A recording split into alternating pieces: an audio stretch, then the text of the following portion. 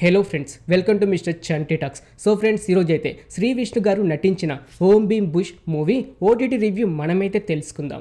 ఈ movie March 22, 2024లో థియేటర్లో release అయ్యి మంచి టాక్ అయితే తెచ్చుకుంది. ఇప్పుడు చూసుకుంటే ప్రైమ్ వీడియోలో స్ట్రీమింగ్ అయితే అవుతుంది.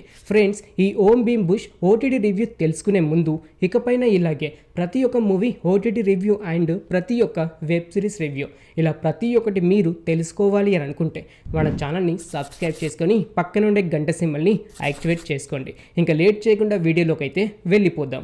ఓం Bheem Bush, yes, director by Sriharsha కనుగంటి.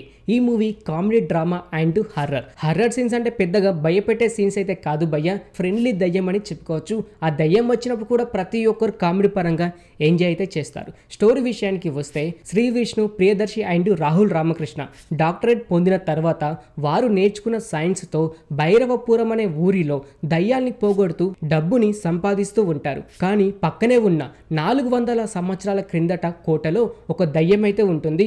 మరి ఆ దయ్యం 400 సంవత్సరాల క్రిందటి నుంచి ఆ కోటలో ఎందుకని ఉంది, ఈ ముగ్గురికి అలాగే ఆ దయ్యంకి ఉన్న సంబంధం ఏమిటి, చివరికి ఆ దయ్యాన్ని ఆ కోట నుంచి బయటికి పంపించారా, లేకపోతే ఆ దయ్యం వల్ల వీరు ఎలాంటి ప్రాబ్లమ్స్ ఫేస్ చేయాల్సి వచ్చింది, ఇలా ప్రతి ఒక్కటి మీరు సినిమా చూసి తెలుసుకోవాల్సి అయితే ఉంటుంది. ఈ స్టోరీ చూసుకుంటే భయ్య డిఫరెంట్ అని చెప్పుకోవచ్చు.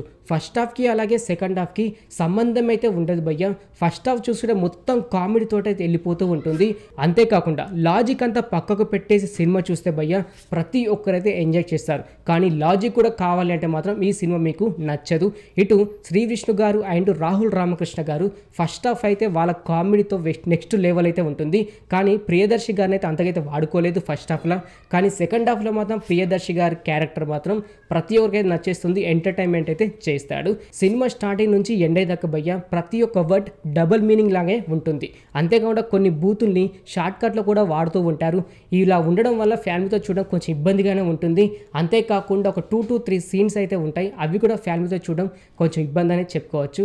కాస్టింగ్ అయితే చాలా బాగుంది, కామెడీ పరంగా ఎంజాయ్ అయితే చేస్తారు. ఈ సినిమాలో సాంగ్ చూసుకుంటే ఒక 4 సాంగ్స్ అయితే ఉన్నాయి. అందులో అంటే సిచ్యువేషన్ తగ్గట్టు అయితే సాంగ్స్ అయితే వస్తూ ఉంటాయి, ఓకే అని చెప్పుకోవచ్చు. ఫైట్స్ విషయానికి వస్తే ఈ సినిమాలో ఒక్క ఫైట్ కూడా ఉండదు భయ్య. యాక్చువల్ చెప్పాలంటే ఫైట్స్ ఉన్న సినిమా అయితే కాదు.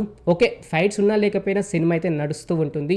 లాజిక్ అయితే పక్కకు పెట్టి సినిమా అయితే చూడండి ఫ్రెండ్స్, ఎంజాయ్ అయితే చేశారు. మంచి బ్యాక్గ్రౌండ్ మ్యూజిక్ కూడా సెట్ అయిందని చెప్పుకోవచ్చు. అలాగే సినిమాటోగ్రఫీ కూడా సెట్ అయింది భయ్య.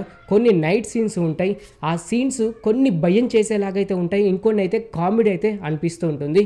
రచ్చరవి గారు అయితే ఈ సినిమాలో ఒక మంచి క్యారెక్టర్ అయితే నటించారు. ఆయన ఉన్నప్పుడల్లా కామెడీ పరంగా ఎంజాయ్ అయితే చేస్తారు. సినిమా అయితే చూడొచ్చు భయ్య. ఫ్యామిలీతో చూడడం అయితే కొంచెం ఇబ్బంది అయితే ఉంటుంది, లాగ్ అయితే ఎక్కడైతే అనిపించదు.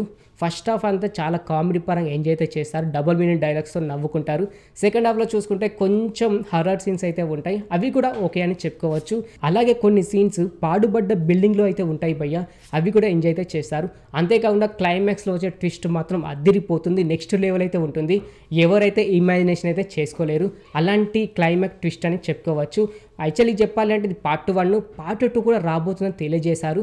పార్ట్ 1 అయితే హిట్ అయిందని చెప్పుకోవచ్చు, పార్ట్ 2 వచ్చినా కూడా ఎంజాయ్ అయితే చేస్తారు. ఓకే ఫ్రెండ్, చూసారు కదా Om Bheem Bush OTT movie review. ఇంకిలాగే ప్రతి ఒక్క మూవీ రివ్యూ అండ్ ప్రతి ఒక్క వెబ్ సిరీస్ రివ్యూ ఇలా ప్రతి ఒక్కటి మీరు తెలుసుకోవాలి అని అనుకుంటే మన ఛానల్ని సబ్స్క్రైబ్ చేసుకొని పక్కన ఉండే గంట సింబల్ని యాక్టివేట్ చేసుకోండి.